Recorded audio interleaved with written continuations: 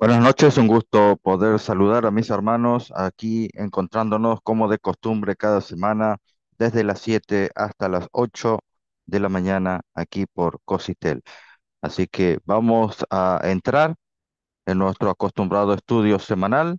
Estamos en la matanza de Ezequiel 9. Estamos mostrando en el contexto de los engaños modernos de la iglesia de los Davidianos o de la vara del pastor. Habíamos quedado allí entonces en nuestro estudio. Antes de poder entrar de lleno, vamos a tener una palabra de oración. Déjenme que el Señor nos pueda dirigir a cada uno de nosotros, no solo para poder explicar, sino también para poder llegar a comprender las verdades que Dios nos quiere mostrar. Vamos a orar.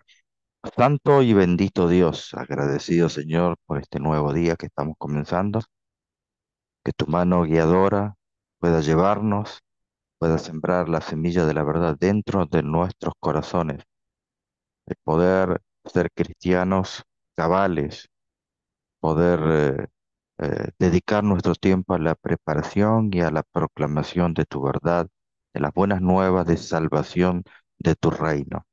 Gracias, Señor, te damos en esta hora por el cuidado de toda la noche que has tenido para con nosotros. Todo eso te lo pedimos sin merecerlo, en el bendito nombre de Cristo Jesús. Amén. Ok, vamos a entrar entonces. Allí habíamos visto en el contexto del estudio de la matanza de Ezequiel 9, allí vimos que los de la vara del pastor enseñaban, habían dejado la línea interpretativa bajo el liderazgo de Víctor Houteff, luego de su esposa.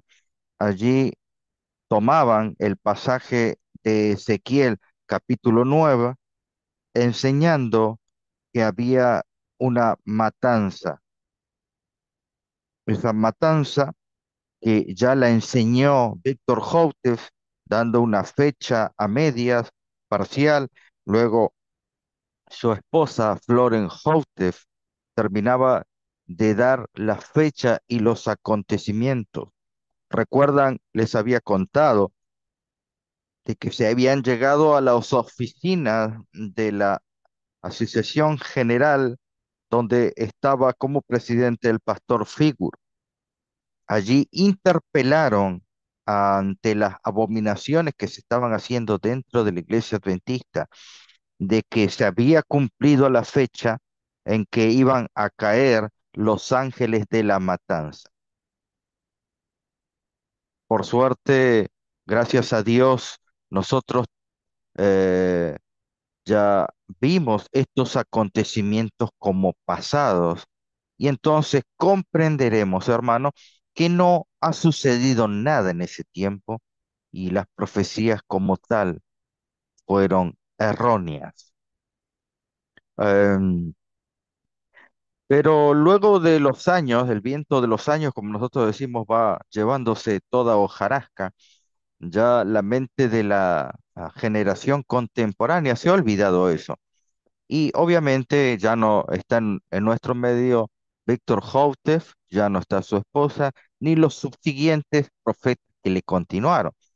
Pero hoy se encuentra en nuestro medio predicando las mismas enseñanzas, ni más ni menos. Este hombre que están viendo allí, Enoch Martín, no solo él, sino otros predicadores que andan en las redes encubiertamente. Otros posiblemente se dan a conocer, somos de la vara del pastor, somos davidianos, pero estos hombres, aunque hablan de la verdad presente, qué contradictorio que ellos mismos esconden la verdad y mienten cuando les parece, en el marco que a ellos les parece que estuviera bien.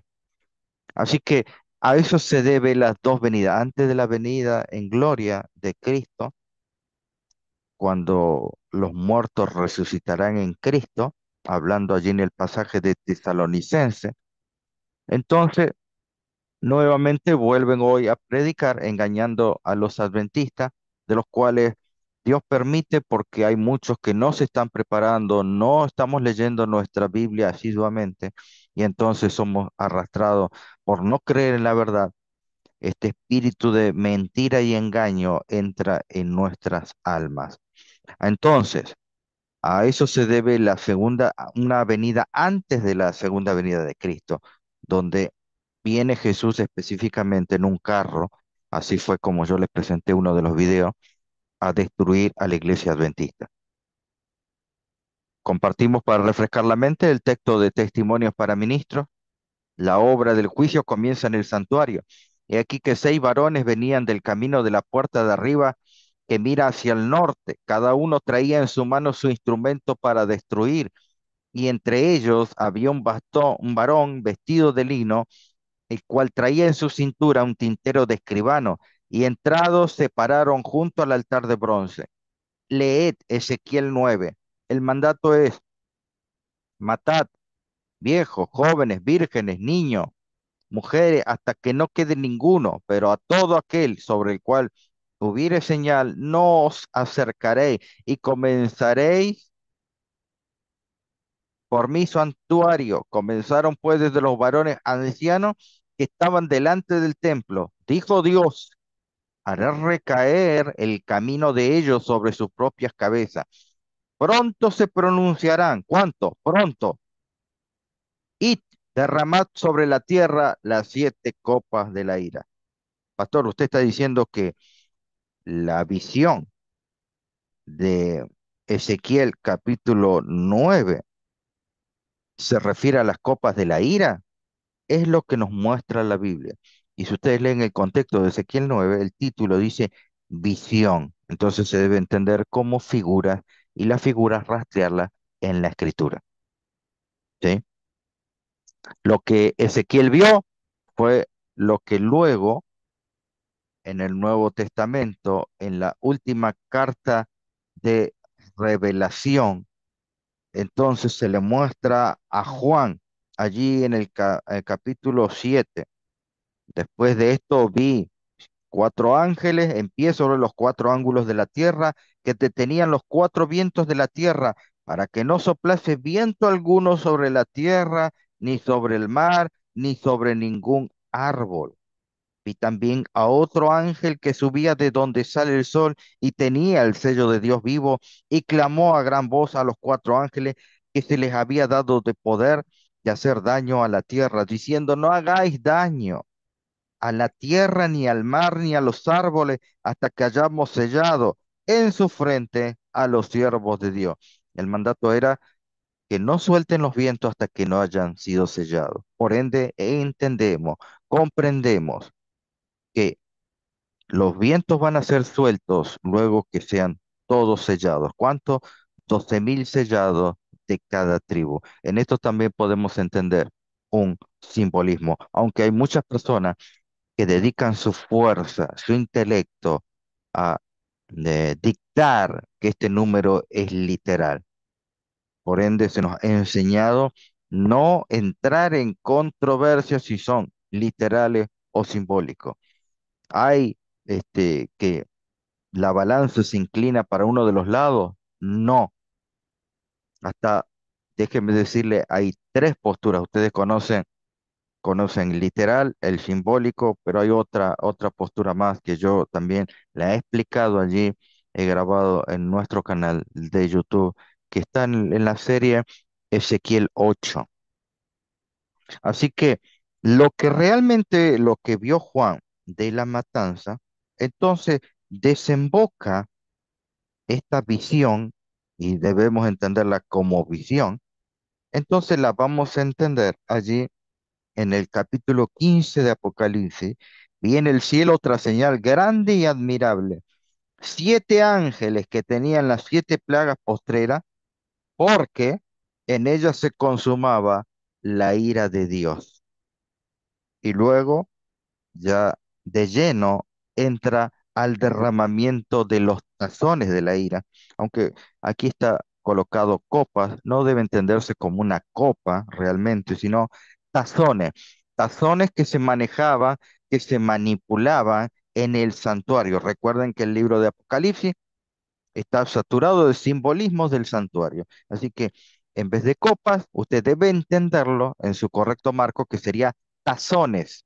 Los tazones que se usaban para libar, ¿libar qué? Libar sangre, cuando era derramado en el altar del sacrificio. Si quisiera usted entender más de estos temas del santuario, allí en nuestro canal también tenemos una serie sobre el día de expiación, que son 11 12 temas, ¿sí? 12 sermones creo que son. Allí puede entenderlo con detalles, dibujos, diagramas, para mejor comprensión. Así que fue el primero, derramó su copa sobre la tierra y vino una úlcera maligna. Y allí entonces empieza a relatar cada una de las copas, las cuales no vamos a entrar allí. Entonces, y uno de los ministros de venganza declara, y oí al ángel de las aguas que decía, justo eres tú, oh Señor, el que eras el que eres, perdón, el que era, el santo, porque ha juzgado estas cosas.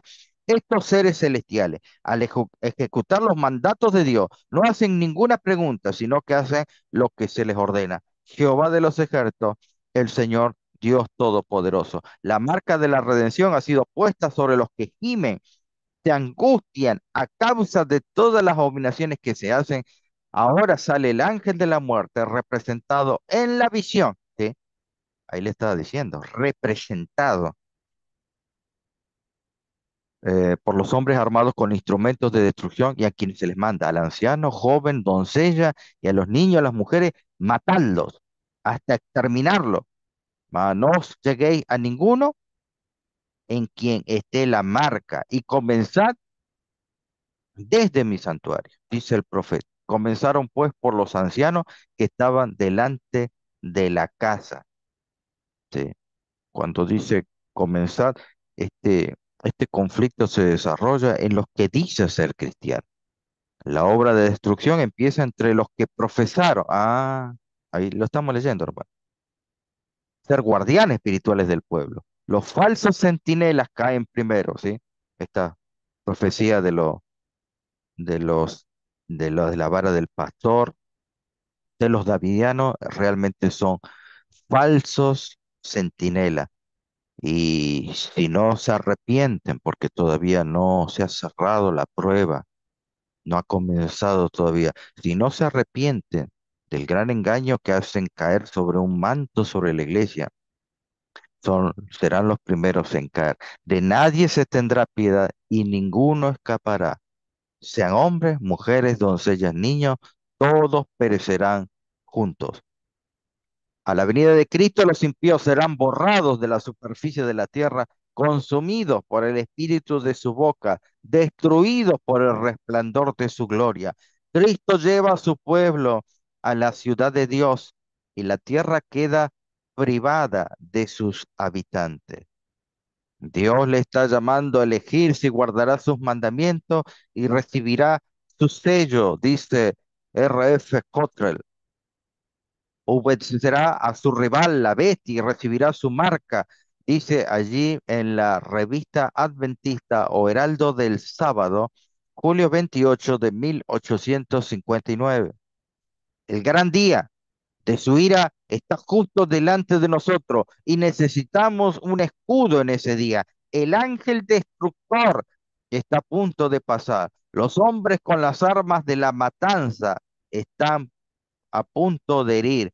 Los cuatro vientos están a punto de ser soltados y nada más que el símbolo de Dios, su marca o su sello, hará que el destructor no pase sobre nosotros. Y interesante que él coloca Éxodo 12, 13, Ezequiel 9 y Apocalipsis 7. Qué interesante, hermano, ¿no? Lo mismo que veníamos hablando. Allí él, entonces, automáticamente él empalma la visión de Ezequiel 9 con la de Apocalipsis capítulo 7, que trata específicamente del sellamiento. Y esto desemboca obviamente allí dice allí, acompáñame, el gran día de su ira está junto delante de nosotros. Y eso es lo que habíamos leído, el gran día de su ira. Entonces, en el capítulo 15 que recién leímos, versículo 1, vi en el cielo otra señal grande y admirable, siete ángeles que tenían las siete plagas postreras, porque en ellas estaba consumada la ira de Dios. ¿Ven cómo todo encaja perfectamente? Es interesante poder conocer la interpretación de Jane Wine. Él habló, escribió en el periódico sobre los hombres de la matanza, Ezequiel 9. Es interesante que los exponentes de la vara del pastor, los davidianos, como Enoch Martín, nunca toquen esta cita. Usted se preguntará, yo también me pregunto, usted verá, yo también veré, ¿por qué ellos nunca han tocado las enseñanzas de Jane Wine? Miren, aquí tenemos el periódico en la Heraldo del Sábado, septiembre 15 de 1863. Déjeme allí, estoy colocando el periódico original. Pastor, ¿de dónde saca esto? De los periódicos originales. Yo no estoy colocando otra cosa o inventando. No, no queremos eso. Allí vamos a traducirlo. Ahora, comparando Apocalipsis 14, qué interesante, hermanos, que es lo que veníamos leyendo. Con lo anterior se verá que se introducen los mismos 144.000 que tienen el nombre del Padre escrito en su frente. En Apocalipsis 7, el sello de Dios viviente se coloca en su frente para que no se vea perjudicado por los juicios allí descritos. En Ezequiel 9, el mismo proceso, ¿el qué? El mismo proceso doloroso se presenta bajo una figura diferente. Es lo mismo, es el mismo evento. ¿Son figuras iguales? No, son figuras diferentes, el mismo evento, la comprensión literal. Resultado, una literalidad. Allí se representa 6 hombres acercándose con armas de matanza o armas para destruir en sus manos, pero no se le permite hacer su trabajo de destrucción hasta que el hombre con el tintero de escribano atraviese la ciudad y ponga una marca sobre todos los nombres que suspiran, hombres que suspiran, que lloran por todas las abominaciones que se hacen en medio de ella. Entonces, los hombres con las armas de matanza reciben su comisión para matar completamente a todos, excepto aquellos sobre quienes está puesta la marca. Vea el versículo 6. Por esta matanza aquí entendemos, repito, por esta matanza aquí entendemos que es lo mismo que el vino de la ira de Dios. Apocalipsis 14:9. Jane White, ¿cuál es la marca del Dios vivo? Hmm, Yo creo, hermano, que esto está demasiado, demasiado claro. ¿Por qué nunca leen esta cita?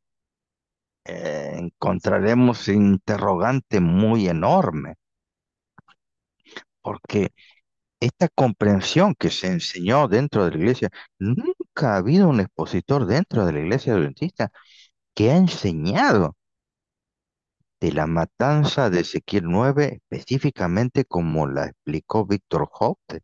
Eso fue lo que lo llevó a él con su enorme testarudez, porque era un hombre de un carácter muy belicoso. Tuvo problemas en Bulgaria, tuvo problemas en su partido, en su iglesia, y tuvo problemas aquí también en los Estados Unidos. Eso habla del carácter que él tenía. Muy belicoso, no se prestaba a una charla franca. Y ya les voy a mostrar por qué él no se prestaba a una charla franca. Pero no solamente tenemos a Jen Wine, también tenemos de los escritos del marinero Joseph Bay, este marinero que encontró la verdad bíblica y allí se tropezó con una verdad tan sólida como la misma ley de Dios. Hablando allí sobre el tema del sábado, fue como este hombre se convirtió, vendió todo lo que tenía, estaba a cargo de una tripulación y se dedicó de lleno a esparcir el evangelio de Cristo. Allí podemos encontrar en este libro, escrito en el año 1849, aquí tenemos el texto original. A veces reiteramos los textos, queremos mostrar los textos originales para que ustedes entiendan que no estamos haciendo ninguna trampa o queriendo formular una cosa que no es, ¿sí? Simplemente ser los más transparentes que se pueda llegar a ser. Y allí entonces ustedes ven que está hablando Ezequiel y Juan, punto número 4. Tanto Ezequiel como Juan vieron, a ver aquí que no puedo ver que me tapa acá, que la marcación y el sellado precedieron inmediatamente e incluso en el tiempo de la matanza. ¡Wow, hermanos! Esto está muy claro. Y la destrucción de los habitantes de la tierra y el mar. Ahora entienden por qué no leen pasajes como los de Joseph Bay o los de James White. E incluso en el tiempo de la matanza y destrucción de los habitantes de la tierra y el mar. Así, mientras el tiempo de angustia se extiende por un lado, la marcación, el sellado terminará en otro. Tal como lo vio Ezequiel, los hombres que mataba seguían inmediatamente después del hombre que marcaba o sellaba. Así Juan vio que la angustia había comenzado. De lo contrario, ¿por qué oyó a los mensajeros del sellado gritarle que se mantuvieran firmes? No comiencen todavía, que debemos vigilarlos para marcar o sellar primero a los siervos de Dios. Vamos a continuar. Punto número 7. Ezequiel vio a hombres realizando esta obra. Por lo tanto, esta es otra prueba comúnmente, perdón, contundente, dice Joseph Bay, de que los mensajeros de Juan eran hombres, sí, eran ángeles invisibles como algunos creen. Entonces será absolutamente necesario demostrar que quienes Ezequiel masacraba y marcaba a los hombres también eran ángeles invisibles. Creo que esto no se puede demostrar. Esto es prueba que las visiones de Ezequiel y Juan fueron del mismo orden y al mismo tiempo, a saber, justo antes de la liberación de los que suspiraban por la voz de Dios y antes del derramamiento de las 7 últimas plagas sobre Babilonia. Por estos mismos sellados, no se preocupen por esto. Es así, pues las visiones de Juan lo prueban tan claramente como el mensaje del sellamiento. Es cierto que Ezequiel no indicó el número de sellados marcados, ni cuál era su marca peculiar, como lo hizo Juan. Sin embargo, todas las características principales de las dos visiones coinciden. Estas cosas, sin duda, son, en su progreso y orden, el cumplimiento de la profecía. A saber, las naciones están airadas, tu ira ha llegado, Apocalipsis 11:18. El séptimo ángel tocó la trompeta, versículo 15. El tiempo de angustia cual nunca fue. Daniel 12:1 ha comenzado. Véase al hombre de Ezequiel vestido de lino y a sus hombres matando a todos en el campo al mismo tiempo, con la única diferencia de que el hombre vestido de lino debía ir delante de ellos. Nos da Juan el revelador nos da la misma perspectiva al decir, aguanta, detente, debemos sellar primero a los siervos de Dios. Cuánta claridad, mis queridos hermanos. Por eso que la iglesia nunca ha enseñado otra cosa. A menos que se arrepientan y dejen la obra satánica de oprimir a los que tienen la preocupación de la obra y de dar la mano a los pecadores de Sión, nunca recibirán el sello de la aprobación de Dios. Caerán en la destrucción general de los impíos, representada por la obra de los hombres que llevaban armas para matar. Allí entonces se lo simboliza Jesús con una hoz aguda. Eso lo podemos encontrar en el libro de Apocalipsis, capítulo 14.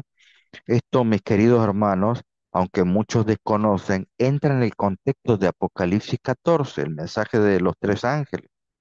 Allí entonces, ustedes conocen que en Apocalipsis 14 Del 6 al 12 tenemos el mensaje de los tres ángeles. Pero si nosotros seguimos leyendo, ¿sí?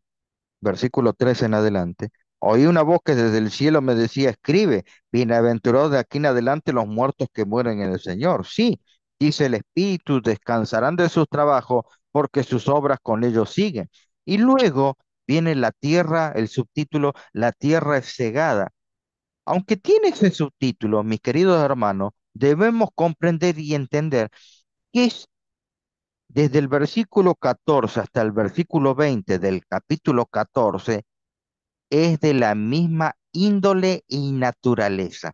Es el mismo capítulo. No corta, no es que allí en el versículo 14 de Apocalipsis 14 empieza otro capítulo. No, es el mismo. Y entonces dice, miré aquí una nube blanca y sobre la nube uno sentado semejante al Hijo del Hombre que tenía en la cabeza una corona de oro y en la mano una hoz aguda. Y del templo salió otro ángel, clamando a gran voz al que estaba sentado sobre la nube, mete tu hoz ciega. ¿Leyeron? Versículo 15. Y del templo salió otro ángel. Aquí estamos hablando del quinto ángel, clamando a gran voz al que estaba sentado sobre la nube, mete tu hoz ciega, porque la hora de llegar de cegar ha llegado, pues la mies de la tierra está madura. Y al que está sentado sobre la nube metió su ojo en la tierra y la tierra fue cegada. Esa es la representación, mis queridos hermanos. Y versículo 17 luego sigue diciendo, y salió otro ángel. Ahí tenemos al sexto, pero ahí nomás, no queremos entrar en eso, pero entienda que está conectado. El mensaje de los tres ángeles desde el versículo 6 hasta el versículo 20. Al tomar por criterio la manera en que las profecías se han cumplido en lo pasado, para considerar el cumplimiento de las que estaban en el futuro, dice Cristo en su santuario. Se convenció de que el concepto popular del reino espiritual de Cristo, un milenio temporal antes del fin del mundo, no estaba fundamentado en la palabra de Dios. Esta doctrina que indicaba 1000 años de justicia y paz antes de la venida personal del Señor, difería para un futuro muy lejano los terrores del día de Dios. Pero por agradable que ella sea, es contraria a las enseñanzas de Cristo y sus apóstoles, quienes declaran que el trigo y la cizaña crecerán juntos hasta la siega y el fin. Marcos 4:29, cuando el fruto está maduro, enseguida se mete la hoz, porque la siega ha llegado. El buen fruto es el que viene a recoger en su segunda venida Cristo Jesús en gloria, luego de que los vientos son soltados. ¿Cuál es vuestro refugio para aquel día? Dice Testimonios para Ministro. El símbolo de los cuatro ángeles lo encontramos en la página 444. Juan vio a cuatro ángeles de pies en los extremos de la tierra, sosteniendo los cuatro vientos de la tierra, para que los vientos no soplasen sobre la tierra, ni sobre el mar, ni sobre ningún árbol. Estos símbolos son ilustrativos. Pastor, hay cuatro ángeles. No, estos símbolos son ilustrativos de los problemas que vendrán sobre la tierra, pero que los ángeles de Dios han estado reteniendo, obviamente, millares de millares de millares de ángeles hasta que los siervos de Dios sean sellados en su frente. Es un hecho maravilloso, grandioso, que en las leyes de Dios, en la naturaleza, el efecto sigue la causa con certeza infalible. La semilla sembrada producirá una cosecha según su tipo. Entonces la semilla está en la naturaleza humana. El que siembra para la carne, de la carne segará corrupción. El que siembra para el espíritu, del espíritu segará la vida eterna. Si los seres humanos considerasen que están haciendo su propia cosecha, tendrían cuidado con la semilla que siembran. Bajo la supuesta sabiduría De los hombres, la naturaleza se coloca en un punto en donde se convierten en una agencia destructiva las cosas buenas que le fueron dadas al hombre. Solo para bendecirlo, se convierten en maldición. ¿Cómo, pastor, esto? Mediante el uso del vino y el licor. O sea, lo que Dios había dado para bendición, el hombre lo transforma para el mal. La uva, ¿para qué la usa? Para producir vino, un, un fruto que es para bendición, lo vuelven en una bebida de corrupción. La papa, la papa es usada específicamente y en Sudamérica, en muchos países donde hay mucha producción de papa, lo usan para el vodka, es la fuente principal del vodka. Ay, hermano, mediante el uso del vino y licor, los hombres se convierten en esclavos del apetito. Dios no se interpone y obra un milagro para convertir el mal en bien, porque Él ha puesto toda la naturaleza bajo sus leyes eternas. Que no haya paz para los malvados, dice.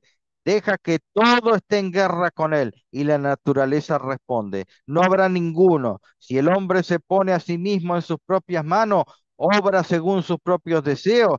Si trabaja contra Dios y la naturaleza, sus indulgencias se convertirán para él en los instrumentos de muerte.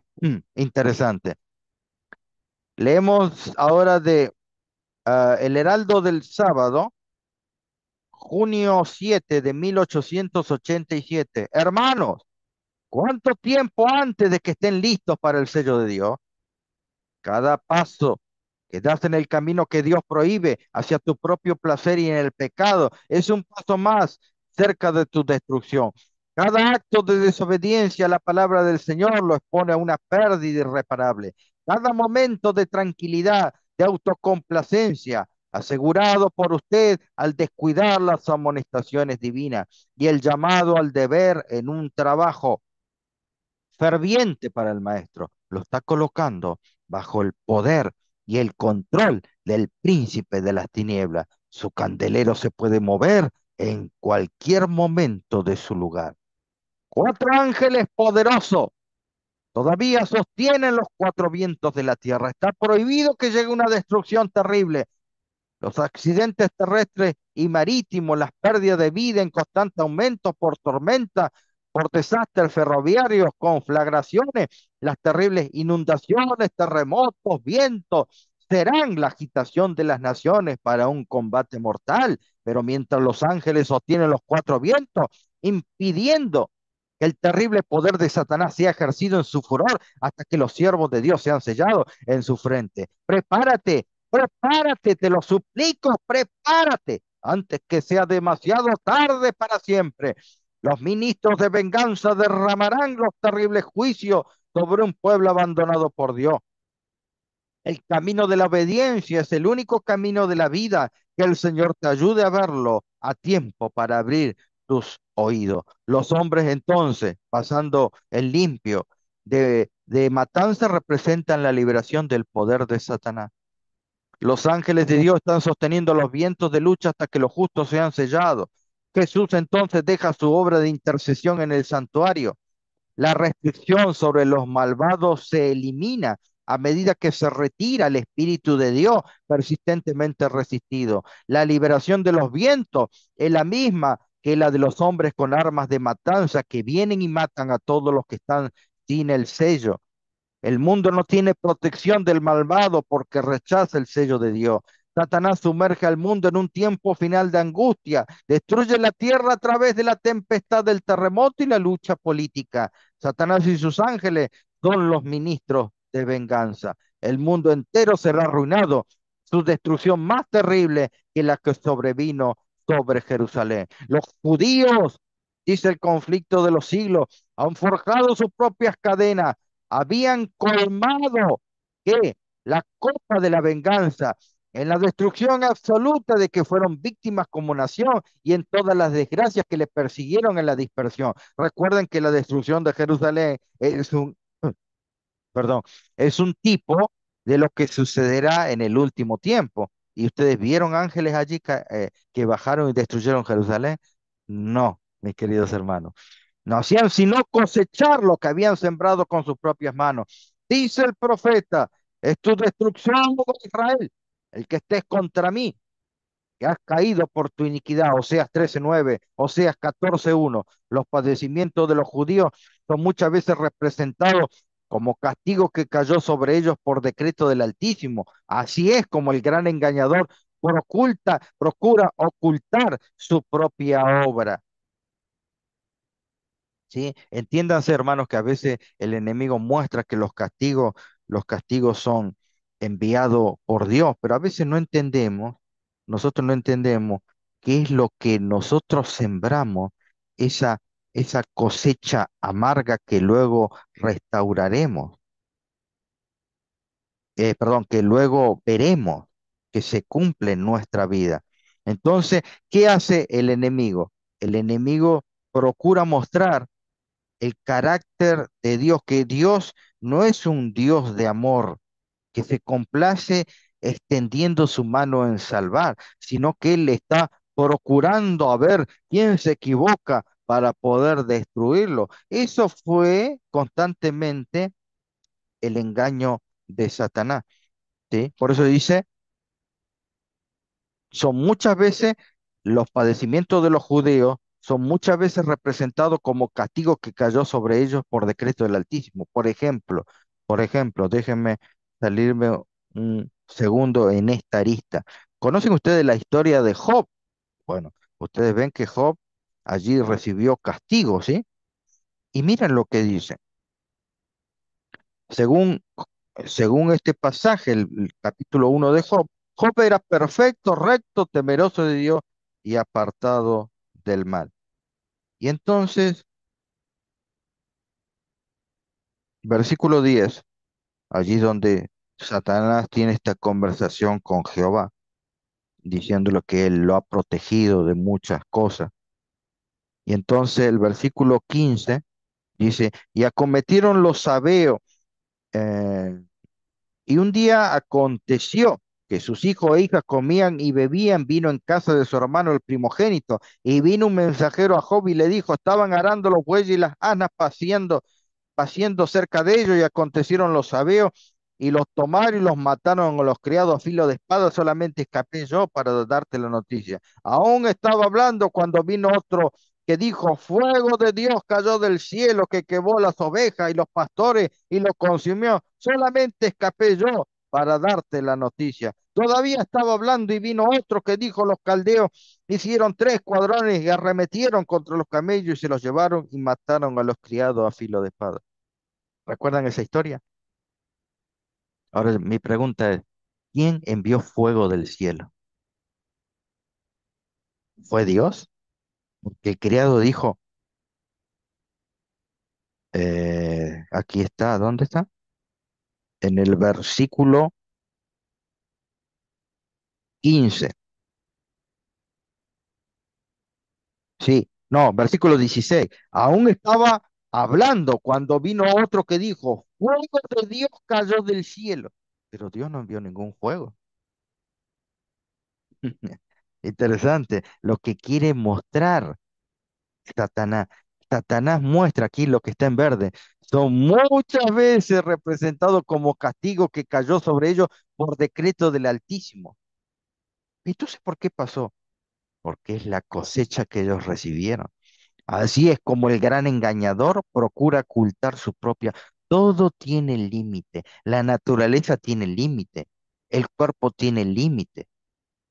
Yo hace un tiempo atrás, hace unos bastantes años atrás, conocí un hombre que comió, una tarde se comió 32 empanadas. Eso hizo colapsar su organismo y falleció. Puede, nosotros podemos comer 32 empanadas, podemos, pero el cuerpo tiene un límite. Ahora, dígame usted, ¿murió porque Dios lo mató o murió porque él pasó los límites, traspasó los límites del organismo? Ah. Así también la naturaleza tiene límite y gime la naturaleza. Obviamente que esto es un simbolismo. Aquí vemos cómo Satanás fue el que envió el fuego del cielo. Así también sucederá en el último tiempo. Es extraño esto, pero ya estaremos tocando en otro momento estos temas.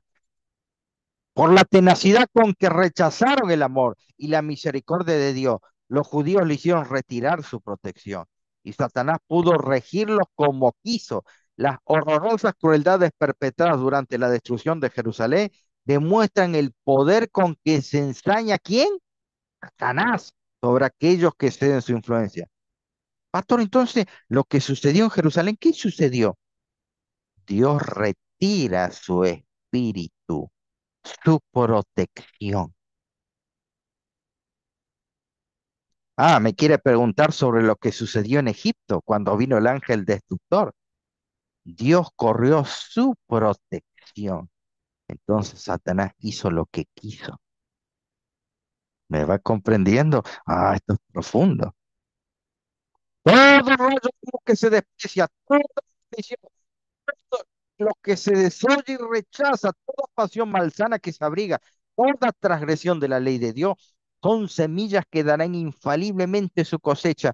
Cuando se le resiste tenazmente, el Espíritu de Dios concluye por apartarse del pecador y éste queda sin fuerza para dominar las malas pasiones de su alma y sin protección alguna contra la malicia y perfidia de Satanás. La destrucción de Jerusalén es una advertencia terrible, solemne para todos aquellos que menosprecian los dones de la gracia divina y que resisten a las instancias de la misericordia divina.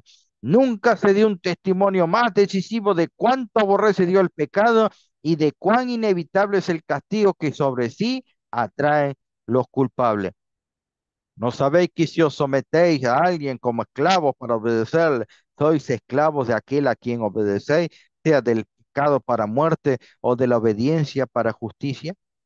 Y la gloria del Dios de Israel se elevó por encima del querubín sobre el cual había estado el umbral de la casa y llamó Jehová al varón vestido de lino que tenía en su cintura el tintero de escribano. Mas el Señor mostró su disgusto por su comportamiento y hirió al pueblo con una plaga.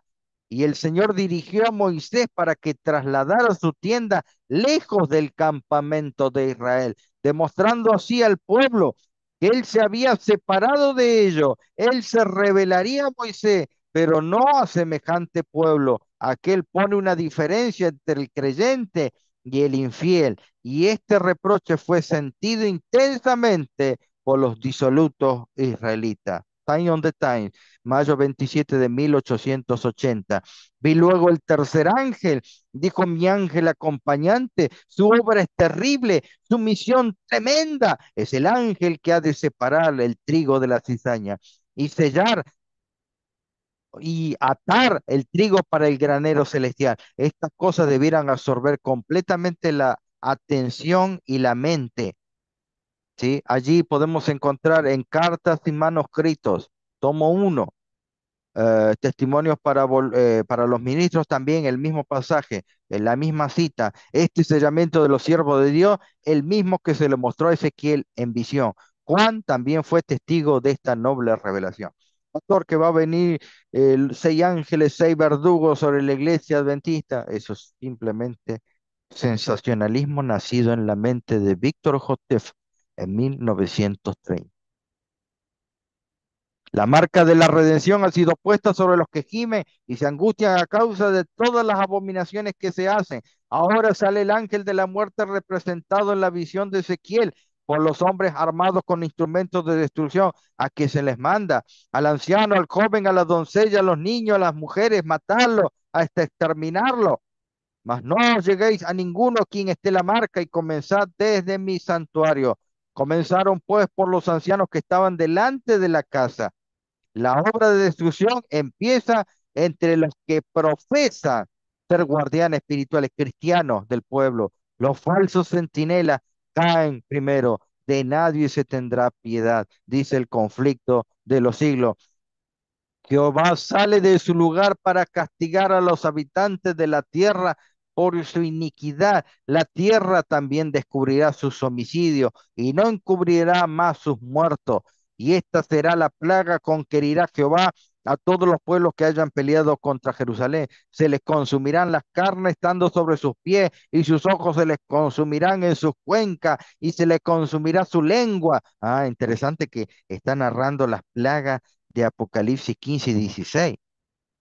Ahí sucederá en aquel día que habrá entre ellos una grande consternación procedente de Jehová, y trabará cada cual la mano de su prójimo. Eso de las bocas son las úlceras malignas. Miren allí, cuando hablamos de la primera copa, capítulo 15, fue el primero, derramó su copa sobre la tierra y vino una úlcera maligna, pestilente, sobre los hombres que tenían la marca de la bestia y que adoraban su imagen. Ah, que tenían una úlcera pestilente. Terrible, mis hermanos, terrible. Allí seguimos. Y de la mano de éste se levantarán contra la mano de su compañero, Zacarías 14:12. En la loca lucha de sus propias desenfrenadas pasiones y debido al terrible derramamiento de la ira de Dios, sin mezcla de piedad, caen los impíos, habitantes de la tierra, sacerdotes, gobernantes y el pueblo en general, ricos, pobres, grandes, pequeños. Qué interesante que allí no dice solamente los adventistas. Y los muertos por Jehová en aquel día estarán tendidos de cabo a cabo de la tierra, no serán llorados, ni recogidos, ni enterrados. Jeremías 25:33. Esa es la destrucción. Si a ustedes le quieren mostrar que la destrucción de Ezequiel 9 es otra cosa, esto viene de la iglesia de la vara del pastor de los davidianos, de donde proviene Enoch Martín y muchos otros que no se dan a conocer. ¿Sí? Allí se colocará la mano, la marca sobre los fieles siervos de Dios, una marca como si fuera la tau. Allí dice, aquí este texto, esta Biblia en inglés, la King James, mire. El Señor le dijo, pasa por la ciudad y recorre Jerusalén y marca con una cruz, Natao, en la frente a los hombres que gimen y lloran por los pecados que se cometen en la ciudad. La Tau era una figura en forma de cruz. Ahí lo pueden ver en este texto, por eso yo lo compartí. ¿Ok? Estamos aquí en el capítulo 9 de el libro de Ezequiel. Allí colocará una Tau, ¿sí? Por eso que yo copié esta cita, porque esto viene de Ezequiel 9, es lo que estamos estudiando. Allí entonces, versículo 2, y aquí que 6 varones venían del camino de la puerta arriba, que mira hacia el norte, cada uno traía en su mano un instrumento para destruir, y entre ellos había un varón vestido de lino, el cual traía en su cintura un tintero de escribano, y entrados se pararon junto al altar de bronce. Ese es el que iba a sellar. Materiales 1888. El Señor lee el corazón como un libro abierto. Los hombres que no están ligados con Dios hicieron muchas cosas según la imaginación de sus propios corazones malos.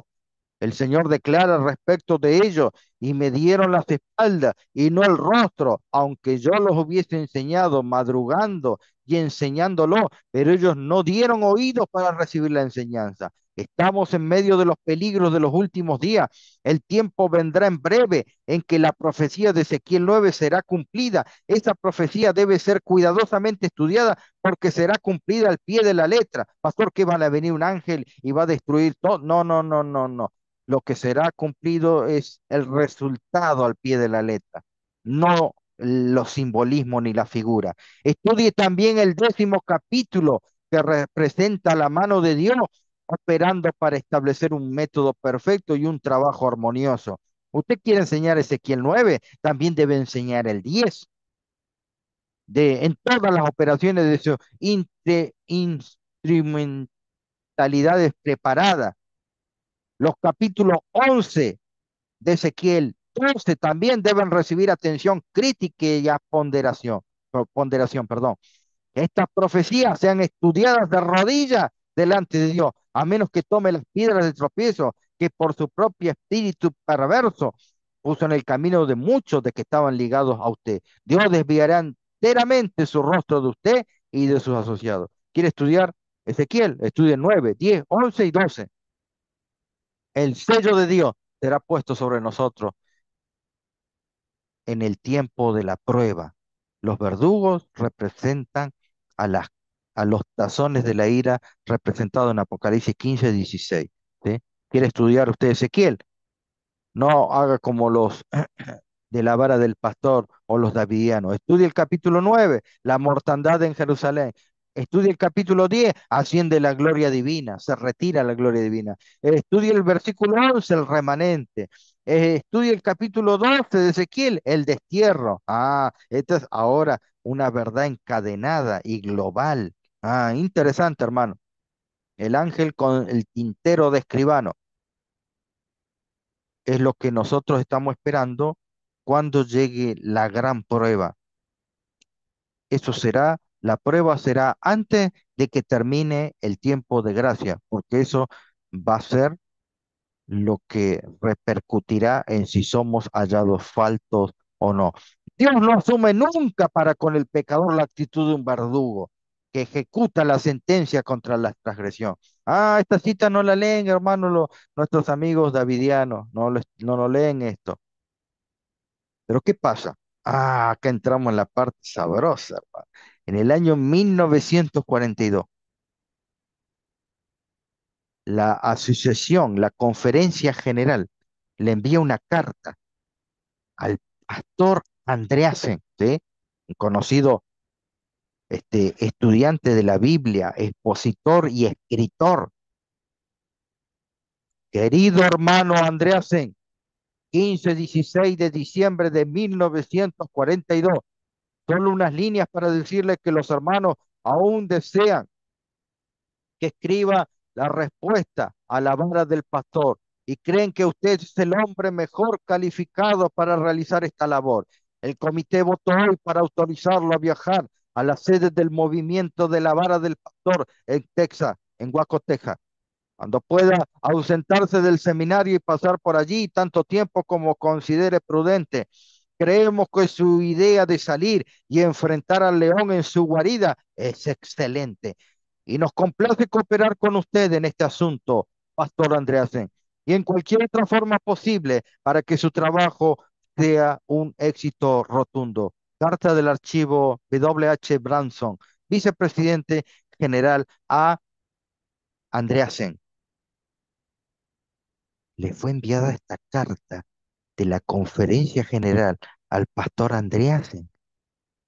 Y el pastor Andreasen dice, 25 de diciembre de 1942, y ahí pueden ver la firma del anciano J. L. McHenley, Elder W. H. Branson, Washington, D.C., 25 de diciembre de 1942. Carta del secretario de campo de la Conferencia General de la visita de M. L. Andreasen a Waco, Texas, a la sede de los de la vara del pastor. Estimados hermanos, visité el Monte Carmelo, donde la gente de la vara del pastor tiene su sede, los días 15 y 16 de diciembre. El anciano F. D. Wells, presidente de la Conferencia de Texas, me acompañó en su automóvil desde Fort Worth y también estuvo presente en la entrevista del 15 de diciembre. Al anochecer ese día, él partió hacia su casa mientras yo me quedé a dormir y tuve una entrevista con el señor Víctor Jutef al día siguiente. Mis queridos hermanos, muchos desconocen de que M. L. Andrade, pastor, uno de los eruditos más prominentes que la Iglesia Adventista tuvo, y escritor, tuvo una entrevista cara a cara los días 15 y 16 de diciembre de 1942 con Víctor Jutef. ¿Quieren saber lo que le preguntó, lo que hablaron y lo que contestó Víctor Jutef? Ay, hermano, esta es la parte, yo diríamos la parte más sabrosa. Imagínense una entrevista con un gran erudito de la talla de M. L. Andreasen, el cual escribió el libro Cristo Cristo, el santuario y su servicio, un libro tremendo y muchos otros libros también que él escribió. Y allí él tuvo la posibilidad de hablar. ¿Qué haría usted si usted se hubiera sido, le hubieran dado la tarea, la tamaña tarea de hacerle una entrevista a Víctor Justé? ¿Hubiera analizado qué? ¿Cómo estaba vestido? ¿Cómo respondía? Su mirada. Hubiera mirado el lugar de Guaco, Texas, cómo viven los demás hermanos, cómo viven los niños que estaban allí, que había niños, cómo era el lugar de esa granja. Lamentablemente esto lo vamos a continuar el sábado que viene. Allí les voy a presentar las evidencias fidedignas que dejó por escrito, por sentado, M. L. Andreasen de parte de la Iglesia Adventista cuando tuvo la entrevista a Víctor Jutef, líder de la vara del pastor. Mis queridos hermanos, pero el tiempo es traicionero. Así que esto lo veremos el próximo sábado. Gracias por acompañarnos. Vamos a estar entonces terminando con una oración. Acompáñeme allí donde está. Santo y bendito Dios, agradecido por las bendiciones que tú nos das, por tu compañía presente, que estas verdades, y podamos seguir también indagando, investigando sobre tu verdad, para que podamos crecer, comprender en todo sentido lo que es verdad. Gracias te damos, Señor, también por la presencia de nuestros radioescuchas allí que nos están acompañando en este momento. Gracias te damos en el bendito nombre de Cristo Jesús. Amén. Muchísimas gracias. Nos volveremos a encontrar la próxima semana entrante y desde ya, desde Buenos Aires, Argentina, la luz de la verdad presente. Que el Señor te bendiga. Bendiciones. Shalom.